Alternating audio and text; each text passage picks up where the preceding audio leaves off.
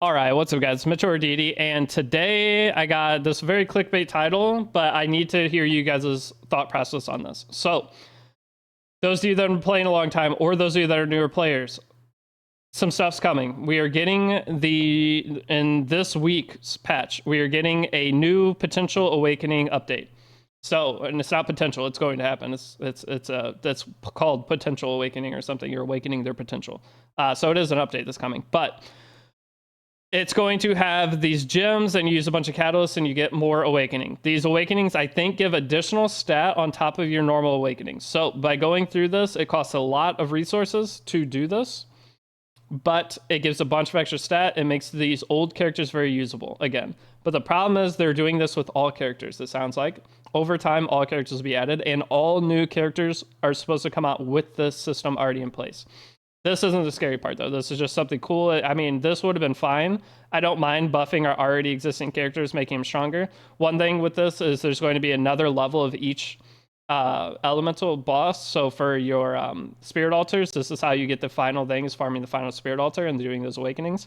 So it's this resource that'll be used for all 6 of the last awakenings.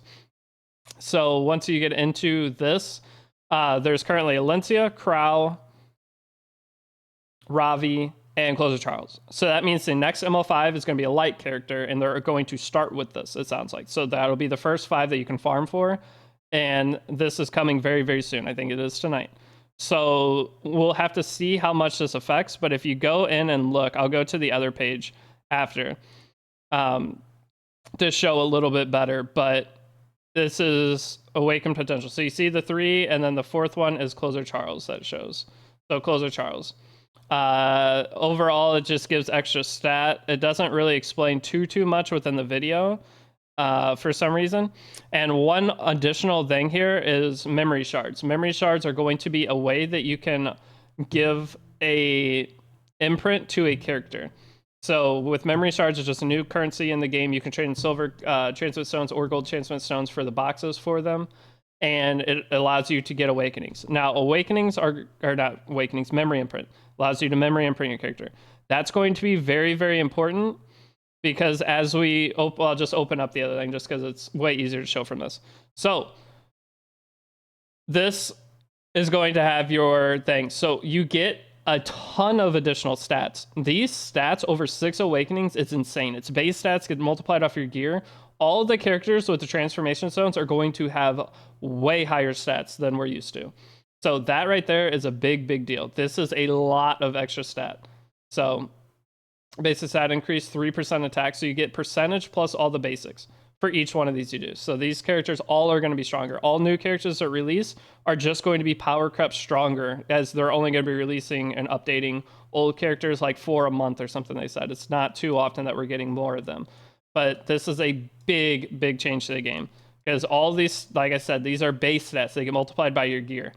So all of these characters are just going to be ridiculous at first. So that is a big change that's happening. Now we have our potential blossom effect and memory shard update. So now we're going to be looking at this is the awakened potential. You get your awakenings, then you get your awakening potential done, and that's all extra stat. Like, look at all this extra stat you get. Plus you get your basics, so your 2 speed, the potential blossom effect acquired. We don't even know what that is yet, I don't think. So you're going to be getting an additional extra thing on top of your stuff. And it might be this. It might be a potential blossom, might be the first effect from your thing here. But now we have our memory imprint level.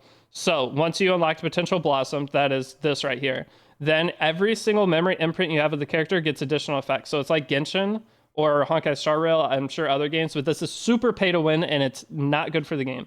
Part of why Epic Sun was so great is it was pay to win, but wasn't as pay to win as other gachas. This makes it to where if you don't have imprints, you are losing out on a bunch of stat. You're losing out on effects of the attacks, and it's a big deal. So Crow, at the end of turn, grants that score for 1 turn.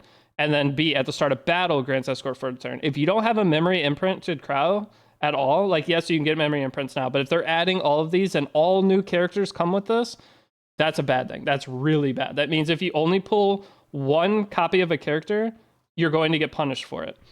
because you're going to be losing out on the extra abilities that it gives. And having an additional thing here increases Summon Siegfried's barrier strength to 10%. That's not a big deal.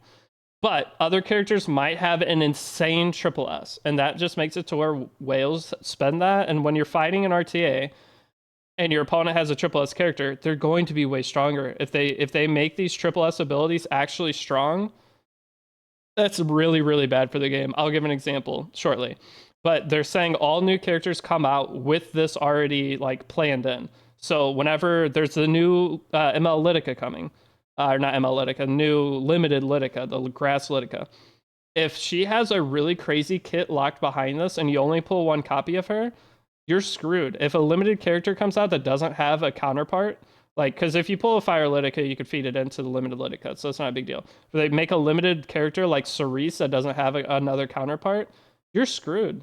Like, if you don't summon on their banner, you're going to have to wait a whole year or use the stones for this. And to triple S a character takes... You can get one imprint a month, they're saying, for free. It would take 6 months to triple S a character. That's so long for one character just to get the last effect. That sounds really, really unhealthy for the game. So let me know what you guys think about this. That is 16 So for the existing heroes, we intend to introduce Awakening Potential for 4 heroes every 16 weeks. So that is the only good thing is old characters are only getting potential every 16 weeks. So it's going to be so weird. Like Ravi, Crow, and all them, like Crow, once he gets all the extra stats, is going to just be the best pick. It's an arrow well, but with 5-star base stats plus potential awakening base stats multiplied by your gear. That is so much. But yeah, that's the scariest thing. So here's an example though. Now that we've already looked through all this, let me know what you guys think about this. I wasn't too worried about it until I streamed today, and the Twitch chat and YouTube chat were telling me how scary it actually was. We had Tristan Wolf like fully explaining his mindset behind it, and I see where the panic's coming from, and I'm a little bit worried now. So one thing real quick. Imagine a new character coming out, such as Galililius, right? Galililius just came out. Now imagine taking part of her skill kit and putting it behind your imprint. Okay, so just think of it this way. So let's just say penetrates the target's defense. So her S3 only penetrates if you have imprint. That's how they can design these characters. So it's up to Epic 7 whether they kill their game or not. If they keep it like the Crow and it's a 10% barrier, like you can win through that. That's fine. It's going to be annoying. It does give more win potential to the person with the triple S, Last Rider, or Blue Crow. But imagine they did that. There's so many things they could do. Like ML5s, I could see them making Moonlight 5-star characters. So Lionheart's Armia, imagine her S2 doesn't dispel all buffs unless you have triple S. So then if you're unbuffable and she procs, she just doesn't work. They can do that. That's how the game could go. And it's super scary. I really hope they don't do it. But that's just a couple of quick examples. Like, just take the good part of a character's kit, and Spirit Eye Celine doesn't... Imagine Spirit Eye Celine, her S3, doesn't revive your characters unless she's triple S. That's where this is going. That's what could be. ML Ludwig's coming out. So with ML Ludwig coming out, if he has some crazy thing locked behind triple S, hopefully you guys have Ludwig imprints. I don't know. I'm a little bit more worried than I was when I originally saw this, but let me know what you think. The potential awakening could be cool because it's going to make characters like Fire Ravi super strong for a while. And only 4 characters every 16 weeks. I wouldn't mind having a super strong Ravi, like making me want to pick her over everything else. It's just going to be like they define the exact meta we're going to be playing. Because Fire Ravi with all those base stats, Coulter Charles with his potential awakening, who knows what he's going to do. That's going to be cool.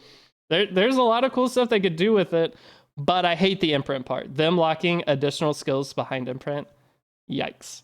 So that's my thoughts on it. Let me know, again, what you guys think. It's been Mitch or Deity. I'll be live tonight on Twitch if you want to talk to me there, or Discord, link down below, join. But that's all I got.